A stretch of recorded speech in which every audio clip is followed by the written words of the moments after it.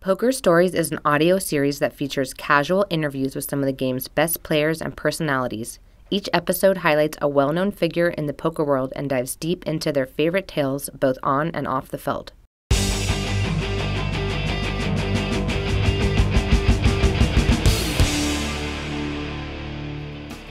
Hello and welcome back to Poker Stories, a podcast brought to you by Card Player, the Poker Authority, and hosted by me, Julio Rodriguez. This is episode number 50 of the podcast, featuring Chance Kornuth. Chance is 32 years old and from Denver, Colorado. He was actually just one semester shy of graduating from college, but he fell in love with poker, dropped out of school, and pretty much started winning poker tournaments. Chance won his first World Series of Poker bracelet back in 2010, and he picked up his second just last summer in an online event. He also has wins at the Bellagio Cup, Aussie Millions, EPT Grand Final, the Best Bet Bounty Scramble. In total, he's racked up nearly $6.4 million in live tournament earnings. That's to go along with another few million won online. Now, Chance is a really interesting guy in the poker world. He's kind of like a hybrid. A poker player who obviously has the math part of the game down, but also, unlike many of his peers in the high roller community, he puts a lot of importance on live tells as well. So it was fun talking to a young poker pro who doesn't ignore everything about the old school approach. He also put together a training site specifically for mid-stakes tournament players who want to move up. Chip Leader Coaching features poker training not only from Chance himself, but also top pros like Joe McKeon, Nick Petrangelo, Ryan LaPlante, Ryan Jones, and Ryan Lang. Anyway, that's enough intro. Here's my conversation with Chance Kornuth. Let's start at the beginning then, Let's Denver, Colorado. Yep. Born and raised, lived there for 10 years, and then spent 2 years in D.C., 2 years in Seattle, and then back to Denver for high school and college. Yeah. Tell me about the family, the Kornuth family. My dad's in Minnesota, and my dad's side of the family's up there. My mom's side lives in Texas for the most part, and my mom and stepdad are out in D.C. But what about growing up? What was everyone getting into? Three kids in the family, right? I grew up with one brother, and then we have a half brother who's like 18 or 19 now, so like quite a bit younger, but we're super close with him as well. And my brother and I would always just like battle and play sports together, fight each other and stuff, so it was fun. We had a good childhood. Yeah, I have to admit, your brother Adam also played poker. Yep. For a while, I thought the two of you were the same person. I just assumed. I was like, who's this Adam guy? Why is he changing his name to Chance all of a sudden? Like, he just likes his middle name better, I guess, or something like that. And it's because when you won your first bracelet, you had a much different look. Yeah, I looked a lot different, actually. In fact, Ben likes to pull out the old pictures and needle me sometimes, but it's fun. Yeah, I mean, I don't think you didn't shave the head because you're losing the hair. No, I did it, like, initially. Well, I knew I needed a change, but also initially to get my little brother to shave his mop. Okay. Yeah, and then I liked it once I did it, so. I honestly don't think you could look any different. It almost changes the way your face looks. Yeah, for sure. I mean, here am I thinking like, oh, this Adam guy is like going for a completely new personality. But obviously, Adam gets you into poker somehow, or you get him into poker? I got him into poker, yeah. Okay, so how did that story work out? He was doing a job he didn't like, and then found poker. Oh, so this was when he was already. Yeah, he went to college. Of school. Yeah, separately, and then like he started. I think either like we started like playing together, but like.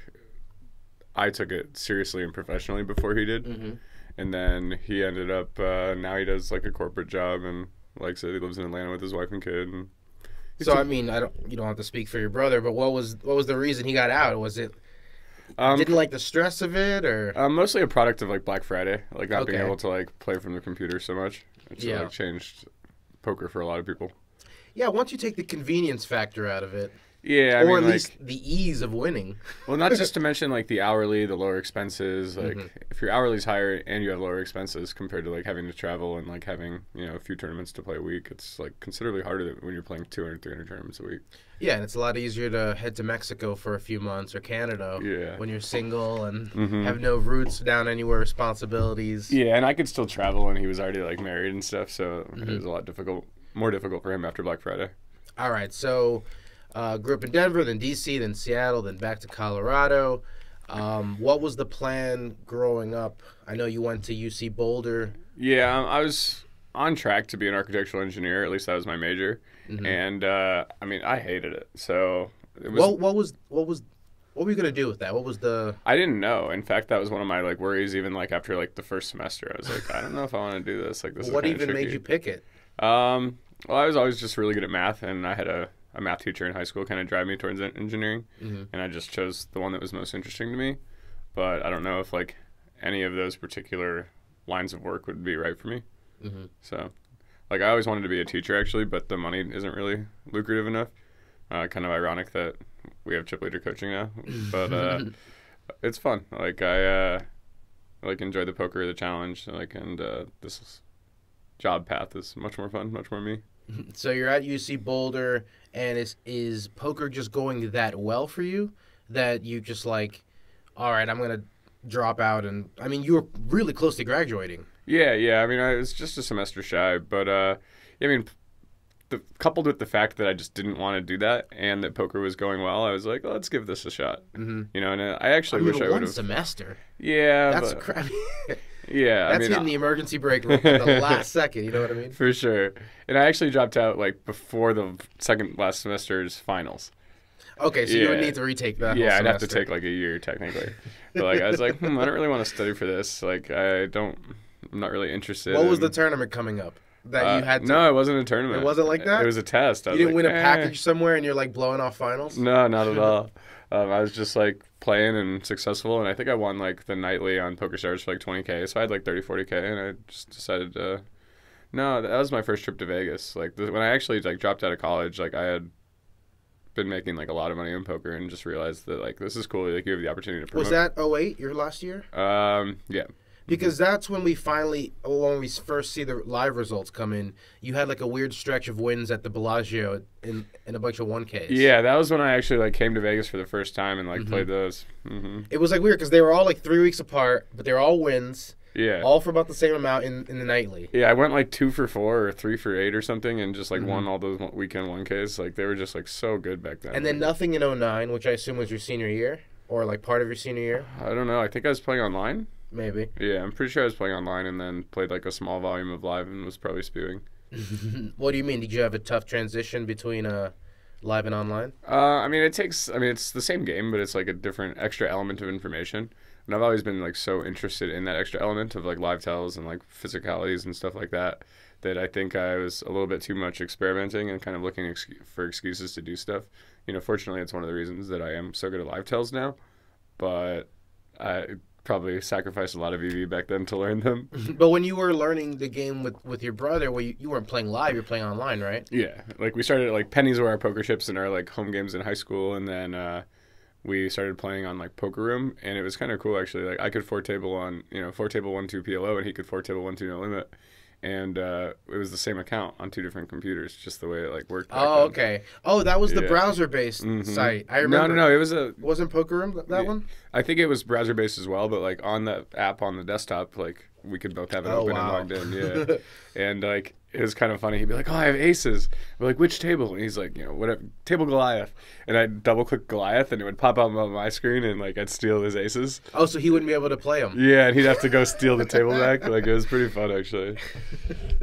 Sabotaging your. I mean, I'd give them back to him, but like it was just fun to like needle him and be like, "Oh, aces." And what did mom and dad think of you guys playing poker as teenagers? My mom always as like when we were young, like we actually started playing because it was my dad's account, and he was losing, and we were like, "We're gonna take this." Oh, Dad. he was the gatekeeper. Huh? Yeah, and so like we got him his like money back, and then we took over the account, and like instead of caddying that summer, I think it was my senior year in high school, we just played online poker like the entire summer and sat on the couch. So you grew up as a caddy? Yeah, I caddied like. That would have been my 4th summer caddying. Mm-hmm. That was your teenage job? Yep. Oh, man, it was grueling. You had to be there at, like... We had to leave the house at, like, 4:30, I think, and be there at 5 to, like, pull cards to see what loop we got. And oftentimes, like, you'd have to wait for the loop or, like, go home and come back. Like, I mean, it was... Loop meaning the customer? The loop is, like, the round. Yeah. Like, when you, like, carry the bag for the loop. And yeah, sometimes we'd carry 2 bags once as we got older and into it. But like it was tough. Like I remember walking up 17 and 18, and they were like pretty uphill at Cherry Hills, and oh man, our feet would hurt. Like we would just be so ready for the day to be over. And the clients? Some of them were pretty awesome. Some of them were dicks. Yeah. Kind of standard. What about best tip you got? Anybody ever like shoot the round of their life and just like hand you a bunch? I think I made like 240 once. So it's probably my best. All right. tip. Yeah. That's not. I mean, that'd be a great tip today by today's standards. Yeah, for sure. I'll take it. All right. So you drop out of college. Mm-hmm. Disappoint some family members, I'm sure. Yep. Play online. Only $40K. That's a lot to give up a career in engineering for. No. That was like the first time I was like, I really want to take this seriously. When I actually dropped out, I probably had a couple hundred already, or like 150. Yeah. So a slightly more responsible dropout. Yeah, the first time I went to Vegas, I probably left like 10K in my bank account, 10K in my Stars account, or Full Tilt Stars, whatever, and took like 30 or 40K with me. And how much did you come back with? I lost. I got my like ass handed to me. Mm-hmm. But I think that the next trip was actually when I met Ben Lamb, and we became friends very quickly, and I moved in with him like a month later. Mm-hmm. And that was like right after. That's right. You brought him up at the dock. Oh, for those who don't know, my coworker Morgan scammed us into going to a dog park recently. Yes, when they were the exact same age, the dog and the She's human. like, Morgan is married to Justin Young, who's been on the podcast as well. And she told us that her and her dog were having a birthday. Of course, it wasn't their birthday. They just happened to be the same age on the same day. Anyway, like down to the day if multiplied out. Yeah, I mean it was in dog years and human years. Yeah, whatever the case. And it was planned planned for like at least a month too, because Emily was like, "Oh, we're doing this tonight," and I was like, "Well, what do you mean? Like, I thought this was like a month ago." She showed me a picture, so it was some planning for sure. Oh, Emily dragged you into it. It wasn't Justin pulling you in. No. I mean, I had fun. Like, I'm happy I went. But yeah, it's your pooch was there, right? Yep. Emily and Morgan are friends with the pooches and stuff, so it was a good time. You were telling me that you're staying with Ben, right? Because you're about to become a Las Vegan. That's not how you say it. Las Vegan, right? Las Vegasite. Las Vegas Veganite. You're about to become one of us, right? Yeah. So I like we put all of our stuff in like a pod in like around June 1st, and so the pod's in storage somewhere with 90% of our stuff. And we've been staying with the Lambs since then. It's been really nice of them. And we're very excited to get into our new place in about 6 weeks. Yeah. I mean, we've probably asked you this before, but what made you choose Vegas? Because you had South Florida, which is obviously booming for poker, and you had D.C., which was booming for poker. And we were just like trying to find a place where we could like buy a house and like settle down. And it's just kind of the most logical decision. Like if we choose Vegas, we get 2 to 3 months extra a year if you count like 5 Diamond and WSOP. Right. And so being home for an extra 3 months like is one of the determining factors. No state income tax helped, and the amount of house we could buy in DC for the amount of like house we get here is just like not really comparable. It is hilarious hearing my neighbors complain about the size of their yards. I mean, we looked at a place and like this. Yeah. It was like you need to go to a real estate, buddy. Yeah. I mean, we were in this place got it pretty good in DC and like downtown, like a really nice, like probably the prettiest street I've ever seen. Like the bricks that are like the vines have screwed up, like the trees go over on the established. Like, the roof. Yeah, but it was $1,000 a square feet. Oh my god! Or a square foot, and we're like, I don't want to live in like a shack. You know, I'd rather have like a big house for something like. I just had dinner with one of our former writers, Steve. Shout out Steve Murphy, and he was telling me he's living in New York. He's like a big startup guy, and all of a sudden, you know, New York City doesn't get you much for your dollar. No, God, no. I mean, it's definitely one of the expensive ones. People are jealous of us out here in the desert. Mm-hmm. And I think it's like, even though we are buying as prices have been increasing, or I did, I do think that Vegas is going to be growing a lot. Mm-hmm. So, I don't know. We'll see what happens. You know, we got football, and we're having all the sports pretty quickly here. Wouldn't be surprised if we got an MLB stadium. They're saying baseball. You know, hopefully they tear down the Rio. That'd be pretty cool. But it just seems like a waste of money to put a baseball stadium right there. It's only going to use part of the time. Yeah, and I think it was just like a funny troll at first, but then someone made a really good point is like, why would the Palms have invested so much money in upgrading that shit when they would never be able to recoup that money unless perhaps they had a little inside info? And they know there's going to be a ballpark soon. Yeah, and also someone told me that like they started building the football stadium like a year before they said we could have a team. Yeah. And so it would really make sense if Palms had extra like inside information and did the renovations because of that. I'm sure all the palms have been greased and everyone knows what's coming down the pipeline. There's a lot of stuff going on behind the scenes, I'm sure. All right, so let's get into the first results. You know, obviously 2010. You got the shaggy hair. You God, go some and of those you, pictures from back then are ridiculous. I encourage everyone right now to Google Chance Corneth bracelet. Oh God! I don't know what your second bracelet winner photo looked like. 'Cause that was the online one. So I dressed a lot. I mean, I looked more normal, a lot more like I look today. all right, so go back to the 5K PLO. You win $508,000. Is that life changing at that point for you? Oh yeah, certainly. I think I had like 60% of myself. I swapped 5% with about 8 guys, or maybe 7 guys, and I mean, it was very life changing at the time. I had money to grind a high stakes PLO at home.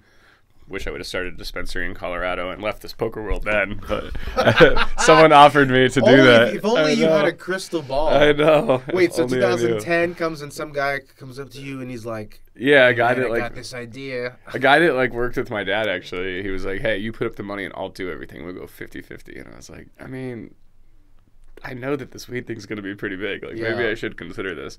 But I think the amount of money he wanted was like almost all that I had or something. Yeah, like after taxes and stuff. Investor. You could have named the company. We could all be smoking chances right now. That'd be funny. He knows those. Even if you get in on the ground floor, those things are still a tough market to win in. So yeah, for sure. You may have made the right decision. Mm-hmm. Like at the time, like none of them were like licensed correctly, and he was like, "All of them are gonna get shut down. Trust me, like this is gonna be so good." And, it might have been right. It might have been the play. Who knows? What is that guy doing? Have you checked in?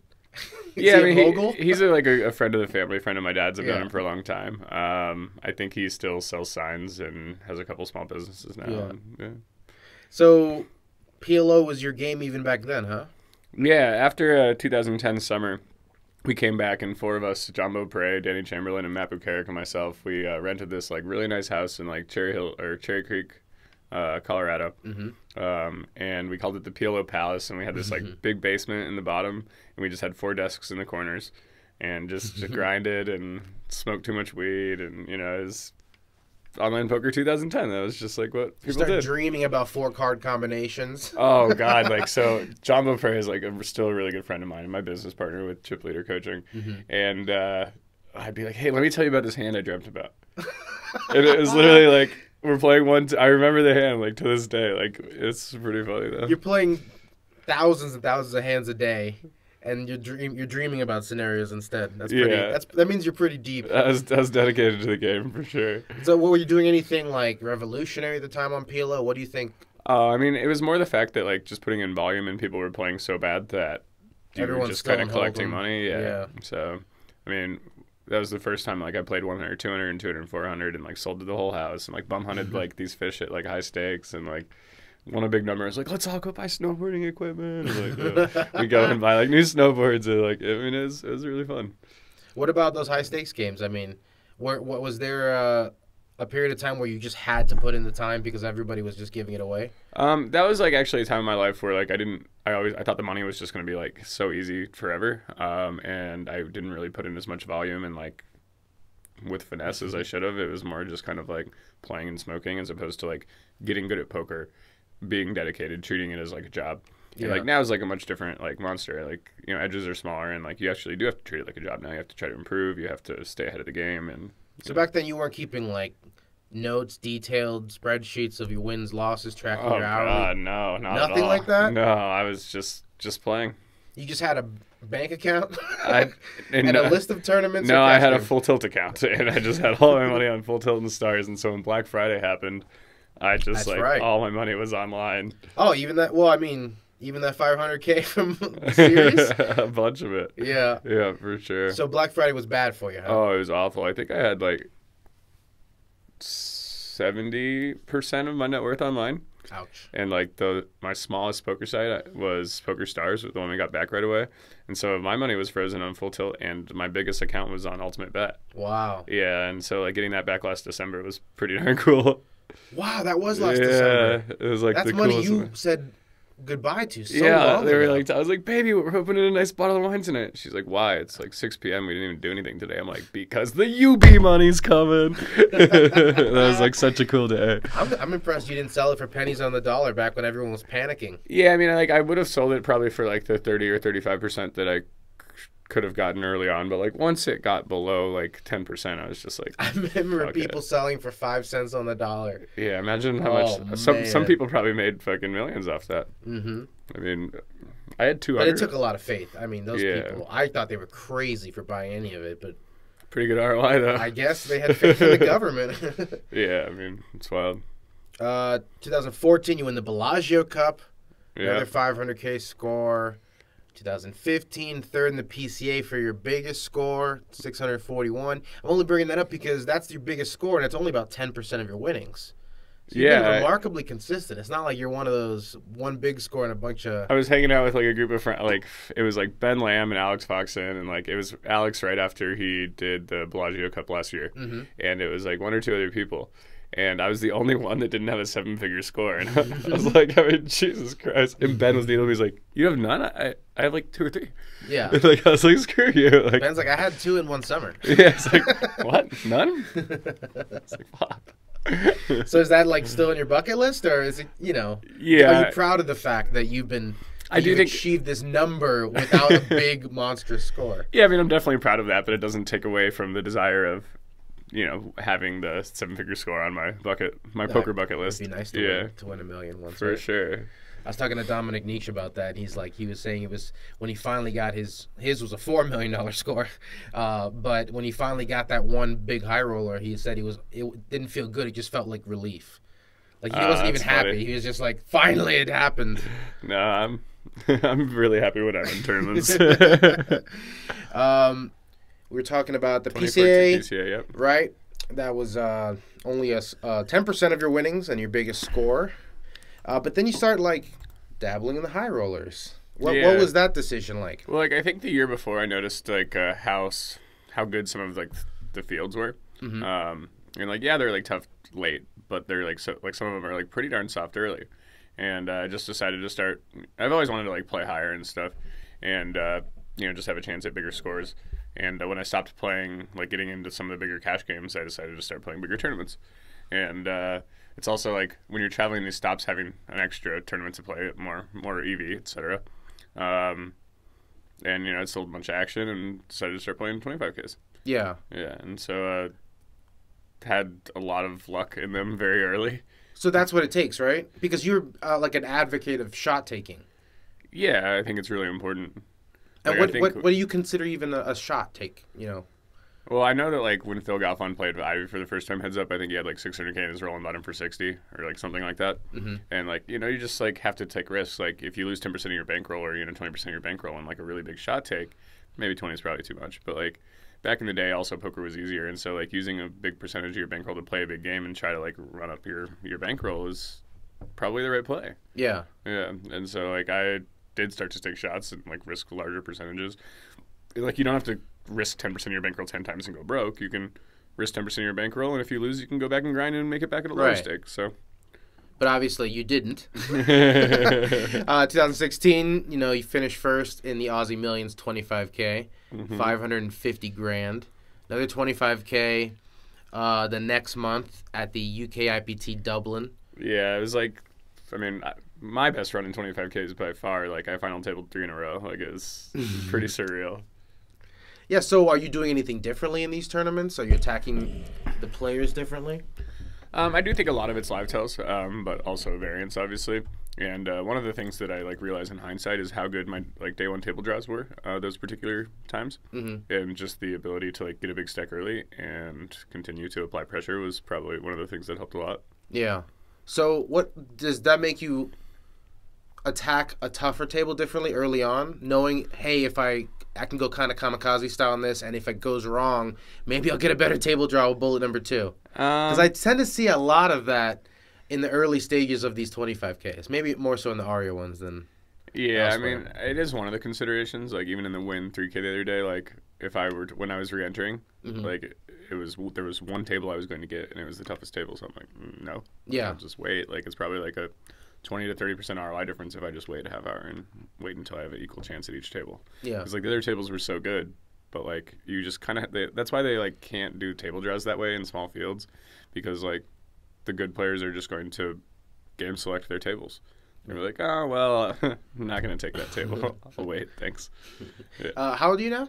32. I'm only asking because it's been a while since I've heard anybody under the age of 40 bring up live tells. But I want to talk to you about it because I was obsessed with live tells when I first got into poker. I read all of Caro's book and Joe Navarro's videos and stuff like that. Is that the kind of live tells you're talking about? Yeah, absolutely. And I've read, those were two of my early sources for knowledge. And those are like awesome things. So it gives you like things to look at, whether you're looking at how someone grabs their chips or, you know, the way they lick their lips. Those are just like all the different things to look at. And like I started really getting into it, and like my brother and I, when we were playing together, it was like, oh, I really think I could have got him to fold. Like we didn't really care about the fact that we like spewed or punted and like, you know, shoved in the spot we shouldn't have. It wasn't about what cards you had and yeah, like we focused more on the fact is like I think I could have got him to fold instead of like this was a horrible play. Like, you know, we focused on the wrong things, but like, you know, right in some ways. Like, you know, we shouldn't have done that, but now that we did, can we get him to fold? You know, like so we did consider an alternative instead of just like a much more outside the box thinking, I think, than most players did. And so him and I talked about that a ton. I know you obviously run a coaching site, and I don't want you to give away all your secrets. But I'm wondering, like, the first one, like, that came to you, like, the first live tell you remember picking up consistently.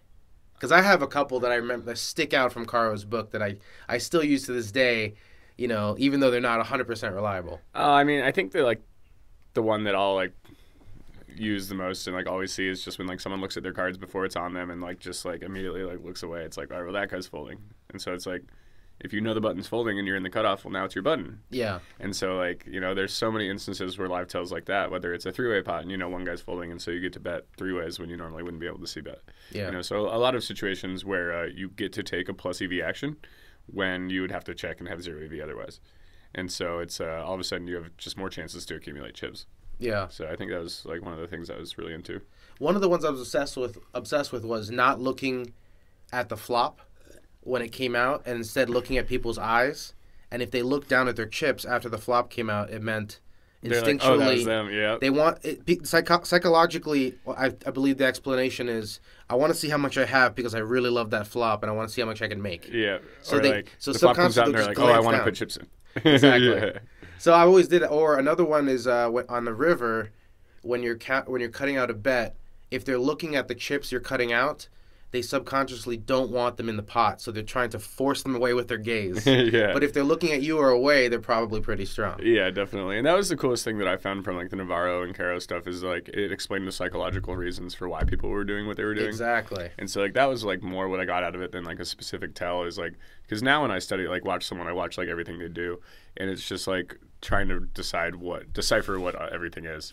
And so having all of the why people do certain things from the Navarro and Caro stuff really allows me now to, like, why do you do that? Like, is that real? Is it fake? Exactly, yeah. Because a lot of times people take a blanket rule, like I just said. If they look down at the chips, they love the flop, you know, and they don't realize, oh, that person knows I'm staring at him. Yeah. He's an actor, and he's doing it to get me to bet, you Yeah. know, I mean, whatever. Yeah, so you always have to figure, it's like I call it like a level war, or like rock, paper, scissors. It's like, well, I don't know if that was real, or like, you know, all the different meanings of each thing. But still, I mean, live tells, you bring up live tells to some of my past guests and like some of the GTO monsters out there in the 25Ks and above, and they'll roll their eyes. They're like, well, I mean, how can you rely on somebody shaking? Maybe he has a sickness, or, you know, like that's what they say. And then I think to myself, how many dollars are you throwing away when the guy obviously has it, or he obviously doesn't? Yeah, you know what I mean? That was the biggest thing I saw. And I think that, like, now that, like, Charlie Carroll and, like, me and, like, a few of the other guys that are non-GTO approach have had good results, I do think that people are more interested in live tells now. Or at least a lot of the higher stakes professionals are, like, better at being balanced and hiding their live tells. But there's still, like, so much to be had, even in the high rollers. Like, there is quite a bit of live stuff. Do you do anything to hide? Or, I mean, I know you used to wear sunglasses, but I'm not sure if you still do. No, I don't anymore. I think it's, like, a little bit more intimidating to not. You know, I think if I'm staring at someone without sunglasses, and say I raise your big blind, and perhaps you don't like that I'm staring at you, even if it's subconsciously. Just folding an extra couple percent of hands increases the EV of each spot. So just that little bit. Yeah, just a little bit adds up, and so just I think looking for that little extra. Yeah, and so like I've spent like a lot of time in the mirror with like, do I like this with my poker face? Like, what does this do? Like, tricks that your face can make, and just like being aware of all your stuff. And a lot of the live tells I picked up is just being self-aware. Like when you're self-aware, you're like, oh, I do this when I'm weak. I wonder if anyone else does that when they're weak, And so like you would plug my own live tell, but also start looking for that on others. Have you gone so far as to film yourself while playing? I haven't actually filmed. I've just like looked in the mirror, and I've taken like really short videos and stuff. And like oftentimes, if I have like a friend at a final table and I have a really good live tell on them or on someone at their table, I'll like send them a video of myself. Like it's like, this is what he does when he's weak. This is what he does when he's strong. So you're just like contorting your face to try to match the other people. Yeah. Obviously, you were hired. Is that hired the word? For what? You're brought on to help Johnny Bax at the WSOP main event final table. Yeah, that was a hell of an because of experience. live tells, right? Yeah, and I'm like pretty good friends with Sean Deeb, and he was already picked up by Bax, and Sean was like, well, if we're gonna do live stuff, we should pull Chance on. And so that was a really cool learning experience, as well as just like a really fun like coaching Sean experience. knew you were the live guy. Yeah. And he's like, trust me, Chance has got a book of all these people's biggest weaknesses. Yeah, and so like I went through the 12 hours of tape with Dutch Boyd actually, and we would write down like what people did when they were strong and weak. But it's one thing for us to see it, and it's another for like someone to be able to see it while they're playing. So there were some things that we could get them to do, and Dutch actually did an incredible job of making like little short 3-second clips and putting them together. And so it like, and it was say it was like a 12-second clip. It was like weak, strong, weak, strong. So you could actually see the differences, exactly what they looked like, and that's how we would like demonstrate to Bax the live I tell assume stuff. you're doing this more for his opponents. I mean, I don't know if I would have the balls to put a tape together on Bax and give it to him and say, these are all your tells. So actually on day 1 and 2, like, now that we're three-handed and like we had some live tells on like Kui and Gordon, but there really wasn't any more that we could teach in those spots, and also like they were getting a little bit more balance with them as well as the days progressed. And so the final live tell day, like before the main, it was like, all right, Bax, you're wearing sunglasses, like because all my live tells were on Bax after watching like the day like part 1 and 2 That's of the crazy. final table. Was he like kind of offended or like, who's this? No, not at all. Like, Bax was super coachable and like never offended, and like just I'm a huge fan of his, like in general. Like we became like really close throughout the experience, and like he's a good friend of mine now, and so that was definitely a very positive experience in my life. So tell us all Bax's biggest tell. Oh, that's got to be crazy having someone dissect you. Anytime you make a deep run, you get all that evidence on you out there. Yeah, definitely. And I think that like say you make a final table that a lot of people have watched, like you should probably consider watching it. Like just one for people to learn about yourself and fix those things. I think is really important. And like a lot of our students, when they do like their one-on-ones with our coaches, actually like enjoy. We have a guy who will like go and take their final table and then clip all the hands that they were in together, and like their coach will go through it with them, or like I'll watch it as well. And so it's fun. It's fun to like go through people's final tables and break them down. They're like, tell me what I do. Well, tell me one little aspect of this. Let's say I'm in a game and I'm on the river, and it's on me to act, and I make a bet, and the person is waffling. Should I? Is there anything I can do to influence a call or a fold? Well, I mean, sometimes they're not even looking at you. But I do think that, like, you can do some subtle things before or after you bet, perhaps to convince them in one direction. And I think that some people will read into that, and then, like, you'll get to a lot of spots where, like, they think it's really close, and then they'll look at me on the river. And they're like, try to get a live read. I'm like, oh, this is great. Like, please look at me to try to make your decision. It's very unlikely, I think, that they'll get the right information from that. So I always am a fan when they decide to look. But when you're saying, please look at me, you're hoping they look at a blank stare, right? No, there's Or are you like making like a wacky face thinking that's going to make I can do some subtle things that I like to do when I'm strong and weak. Or, I do act like sometimes on the river I'll like play with my mouth and like scratch my face before I shove, and like I mix up a lot of different things, and like then you try to balance it. Part of that is being able to look at your opponent and go, okay, this is the person who's going to fall for it. This is the person who ain't falling for it. This is the person who might think this when I do X, Yeah, it is like that's the level war from before. The pre-read. Yeah, it's like, what can I do to look strong against this guy? What can I do to look weak against this guy? Let's talk about the fact that your car was used in a bank heist. Is that the story? Not a bank heist. I think they robbed like an Office Depot or something, and they stole some computers. They like, where were we? PCA? Yeah, we went to PCA, and while we were gone, the car was stolen out of LA. Like it was clearly an inside job. There's This is like at a hotel or something? at our high rise that we lived in. Oh, is this your Yeah, apartment? I Okay. validated it instead of Yeah. parking. And I was like nearly certain. So we're like needing the car to go to the airport for Aussie. And we're like going to the car. And they're like, we don't have your car. And I'm like, really? And like I really start to think about it. And I'm like, yeah. I definitely brought it back. I Yeah. remember like parking it here. But I left it in front of the building with just the key in it like I always do. There was no valet there, which is like Oh, kind of God. standard. Then you like panicked. Did I give it to And I a was like, random? Did I give it to? And I was like, and I like remembered, and I told them the story, and they checked the tape, and then the valet like parked it, and it was registered, and then I found where the guy like took it, and it was like the valet said that this key was stolen out of the thing, but like in the video, the valet, like the guy's driving my car away. And the valet guy just like looks at him and keeps walking. Like it was very, very clear that he knew this guy. Like they looked like they were cousins too. Like it was unbelievable. He's like, oh, I don't know that guy. My phone got stolen too. We're like, yeah, sure, man. Like this is just like clearly shenanigans. But you know, everything worked out fine, and we actually still drive that car. Oh, really? Yeah, it's our only car that we have still. But, That's the crime car, huh? we made They didn't wreck it or anything, huh? no, not at all. So how do they make restitution on that when you're inconvenienced? I wish I had restitution every time I was inconvenienced. They're like, oh, you got it back. Tough luck on everything else. The They mileage, accused the me. wear and tear. I was going to day 2 of like the Aussie Main, and they actually like called and like they're like, "Do you know this guy?" And they were like accusing me of being involved in this, like stealing my own car and stealing the bank stuff. I'm like, "Excuse me?" Everyone does that. I was right? like, I was in another country. I was literally in another country, and they were like, "Well, you have another key," and I'm like, "Actually, no. There's one key for that car, and the valet has it." I was like, "That's not even true." That's like the extent of their investigation. Yeah. It's his car. He must have done it. Yeah. I was like, guys, I'm called. They're like, where were you? I'm like, Bahamas? No one goes to the Bahamas. He's guilty. Yeah. We mentioned the bracelets. You got 2 of them. Where do you keep them? Are they displayed in a trophy case? You got them in a bank vault? You give them away? I think one's just sitting on the dresser at home. And then the other It's one. locked in the dresser at home Yeah. Locked under the. with 12 armed guards around it at all times. Ben's got plenty of guns. Bring it on. No, it's. I will have like a nice trophy case in my new office when the house is built. I had like something to display them before. It's definitely like something I enjoy having. So in you're the a trophy office and, guy. like, well, it's like I don't just put them all around, but like there's a corner that they're all in. Like it's not just like one's here so everyone can see it. One's here, one's in the kitchen, one's in the living room.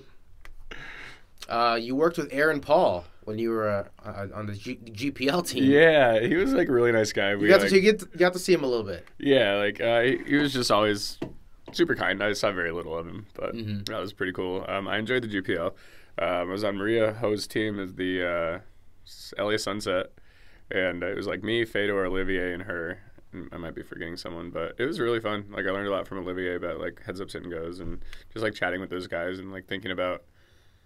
Did you give Aaron any tips? No, I think like at the time Olivier was very better than me at being like spoken about that particular topic, and like probably more experienced and better than me in general in that. So it was a clear spot to listen and learn from Olivier. Okay, let's talk a little bit about chip leader coaching, because this is something that's kind of off the wall as far as training sites go, right? Yeah, it's definitely a unique model. So sell me on it. Pitch me. All right, well, in chip leader coaching, like you have access to... How much does it cost, Chance? You have access to like some of the great minds in poker, like, you know, Joe McKeon and Foxen, and then our other coaches are Ryan LaPlante, Daniel Strelitz, Ryan Jones, and Ryan Lang. Ryan Lang is like, Got all the Ryans covered. oh man, we don't need any more Ryans.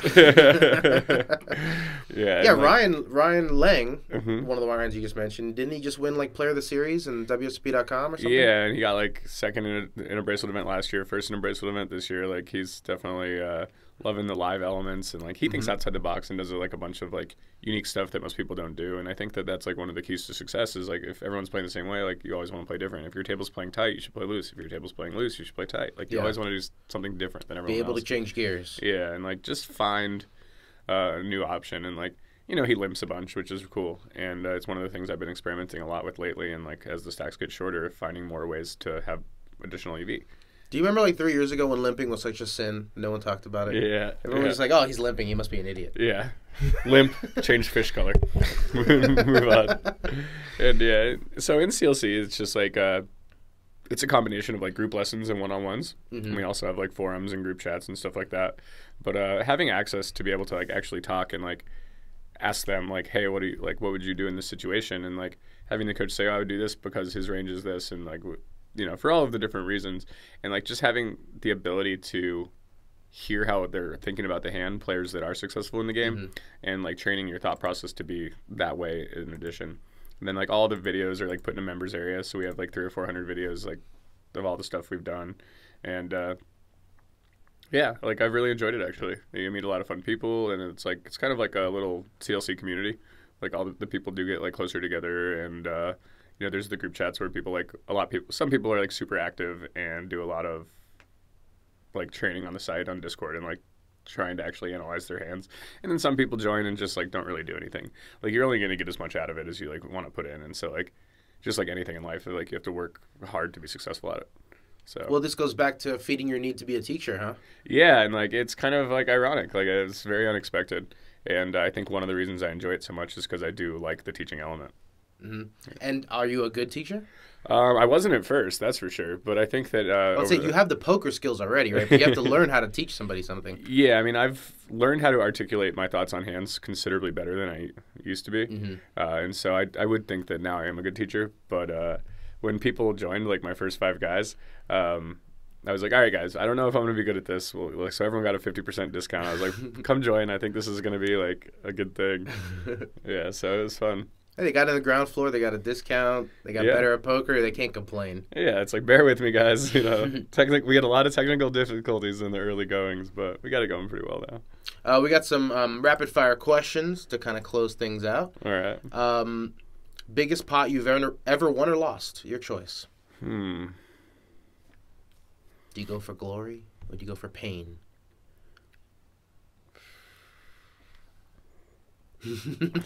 I think I've probably won like a 450K before in like a PLO game. Yeah. This is live or online? This is live in a private game.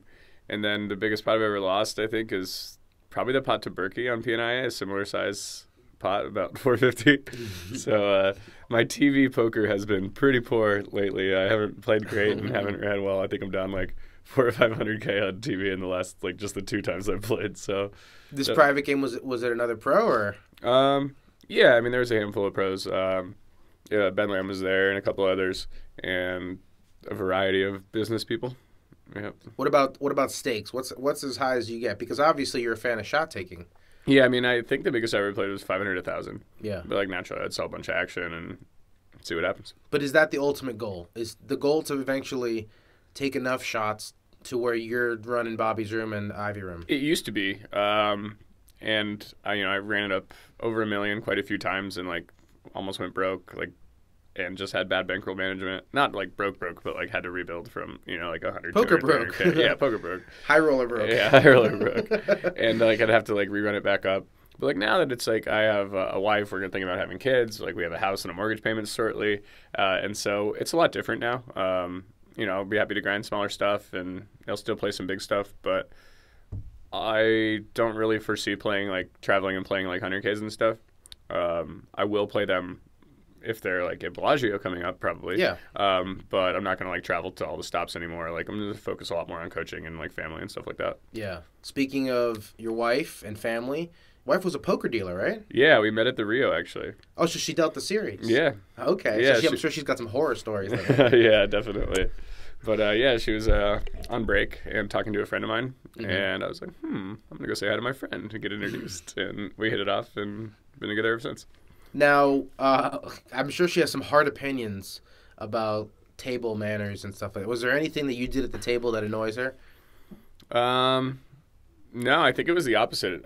She was dealing, and I played this hand and showed my hand and was very proud of it.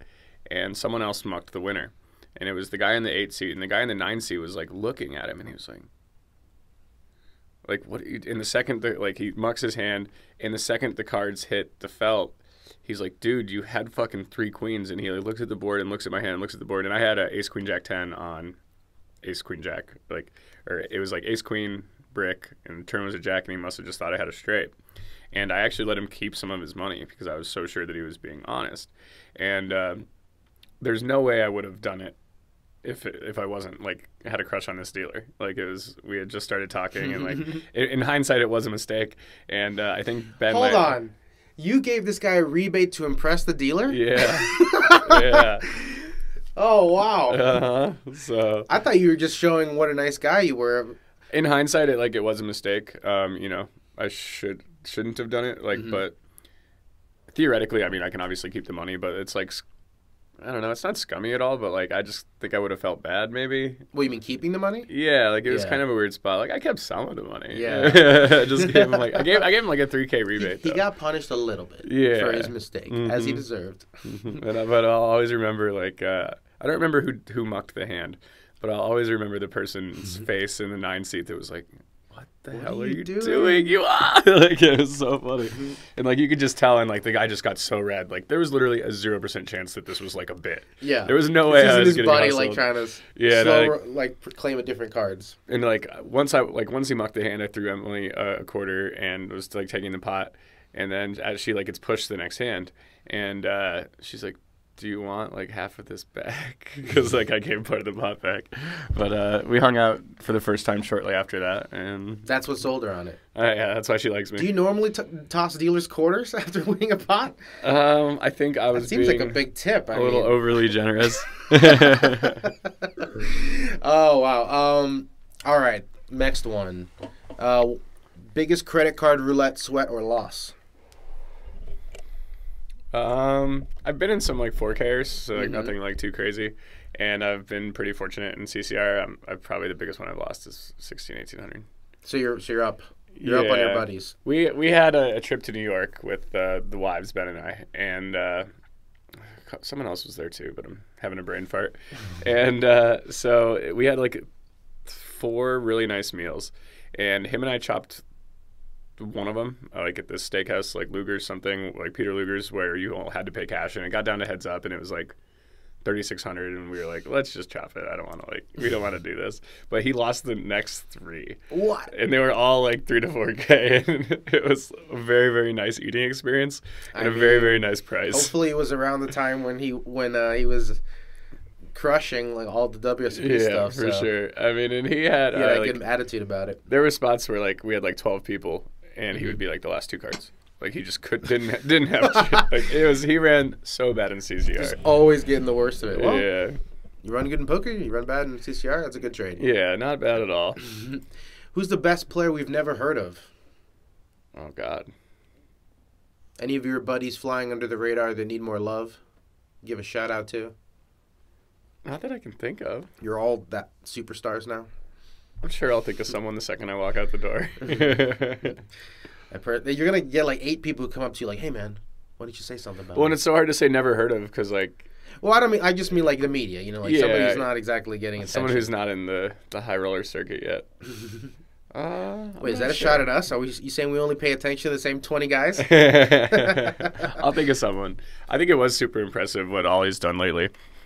He's just broke out on he's just broke out on the scene and he's come up before on this podcast. Yeah, and he's been grinding some tournaments online, and I've just been kind of watching and trying to see what he's been doing differently. And so I've been it's been Poker Masters winner. Yep. Won 2 events there. And he's super young and lived in the States, which is weird. Yeah. You don't see a lot of young It's definitely outside the mold. US pros now. It's super cool. What was your worst job before poker? My only job I ever had was a caddy before poker. Oh, that was it. My brother and I actually started a company when we were young called the Scoop Brothers. And it was a picture of our 2 dogs, and him and I are obviously brothers, and we picked up dog poop. Oh, okay. And we weighed it. And so, if you had a little dog, we didn't want your business. It just wasn't worth it. But with big dogs, we like scraping looking for sticks big and rocks, turds. and like we would just try to make that thing as heavy as possible. But we did that for a little while. It made like decent money, but like Hold on. You charge people per ounce per pound, yeah, for how much dog shit you picked up? yeah. Wow. Mm-hmm. I just assumed big dogs will cost more than little dogs. No, and like after we did it a few times, we had like based on the dog, it was like we had a weekly fee or whatever it was. Yeah, that's what I'm but, saying, because yeah. like there's nothing. There's only that week to clean up. Yep. Well, it showed that you were an entrepreneur even from an early age. Yeah. If not for poker, what would you be doing? And I assume that also eliminates chip leader coaching. Yeah, of course. Yeah, find a new job mentally right now. Go. I think I would either be in sales or like some type of sales. Like I've always liked like people and had the ability to understand what people want and Most people in sales right now are going, "What the hell is he talking about?" Oh yeah, my dad's been in sales forever, so it's always been something that I've been You're like just a close persuasive guy. You could sell ice to an Eskimo, right? to. Isn't that what they say? I like that expression. Favorite tournament destination? Probably Aussie. Well, you've had success there, so that helps. Yeah, I mean but that just stop is like everything that like you kind of dream what poker should be. It's like it's on a beach, the weather's great, it's the right time of year, the U.S. Open's there, tournament's soft. Like I mean, it's what poker stops are made of. Like Yeah. the dreams are made of. That's like the one that you must try. Yeah. Like I went the last 3 years. I don't think I'm gonna go this year because it'll be like right as we're getting into our house, like right before that, and then we have like a trip in December and then Bahamas in January. And so I'm going to be pretty anxious to be in my new place. Yeah, so, yeah. So we're skipping it this year, but it's definitely one of the must-goes. And it's really cool. Like, you go down and you can make a trip out of some Southeast Asia areas or, like, maybe hit Japan on the way back is what we might try next time. So That's how you got to do it. Break up that flight so it's not just direct there and direct back. oh, man. We're going direct to Beijing from Vegas. I don't in, even like like a going week. direct to Florida from here. Yeah, we have 15 hours direct coming up. It's tough. All right. Are there any poker rules that should be altered or eliminated? I really like the new Annie, obviously. I don't like that you can't really talk in hands anymore because Jamie Gold took so much advantage of it. I think that if people want to talk during a hand, you should be able to. But I think that, like, Kasuf, for example, takes it way too far and is like, the guy has, like, a major decision. Isn't talking to you, doesn't want to talk to you when you're yelling at him. Like, it's just not cool. But I do think that there's some element where, like, if the guy wants to, like, you can poke him a little bit, and if he wants to respond, like, you should be able to. Like, Yeah. this is live poker. I can type online. Why can't I talk live? Like, you know. That's a good point. Although, I rarely read the chat online, but I mean, if you can say something to influence the action, that should be part of the game. I try online. I type before I bet sometimes. Look out for some of those leading questions from Chance on the River. Headphones on at the table? Not anymore. Mm-hmm. One of the elements of poker that has tells is the poker sounds. And so I like to pay attention to those. And also, like, for me, headphones allow me to, or like, when I don't have headphones, it just allows me to stay more focused in the present moment at the table. Yeah. But if you were listening to headphones, what would you be listening to? Something that's, like, very relaxed with not too many, like, words. I don't want it to be too distracting. What I was grinding to online was, like, the Deep Focus radio on Spotify that Charlie Carroll listens to. I stole that playlist. What is that, just a lot of Zen sounds? Yeah. Like Enya? Whales. Whale calls, okay. No. We end the podcast the same way every time, with a question from the random question generator. Nice. And yours is... Where'd it go? Sorry, I'm on the wrong page. No worries. Okay, think of any product. A generic product. What do you got? What? Something you can buy in a store, anything. You just have to name one. A lawnmower. I was thinking pillows. A pillow. Really want to buy new pillows right now. All right. What is the worst name you could... What is the worst brand name you could give that pillow? God. Oh, man. I guess it'd have to be something the opposite of soft, right? Yeah, I was thinking like needles or pens. Needles. Like pin pillow or something. I don't know. Oh, I was just thinking like rocks or like hard things. You're like, no, let's stab their head. Yeah, rock pillow. It's a pretty terrible name. Chance, thank you so much for coming on the podcast. My pleasure. That was great. I'll let you get off so you can win the win. Yeah, I like winning the win. That's the show. Thanks again to Chance for coming on the podcast. You can follow him on Twitter at Chance's Cards.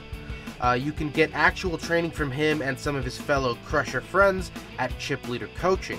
You can learn more about that at clcpoker.com or by following ChipLDR on Twitter. If you like the show, please hit subscribe. If you'd like a free digital subscription to Card Player Magazine, then you can go the extra mile and leave a rating and a review on Apple Podcasts or wherever you get your podcasts. Let us know about it with an email to pokerstories@cardplayer.com and we'll hook you up. Thanks for listening.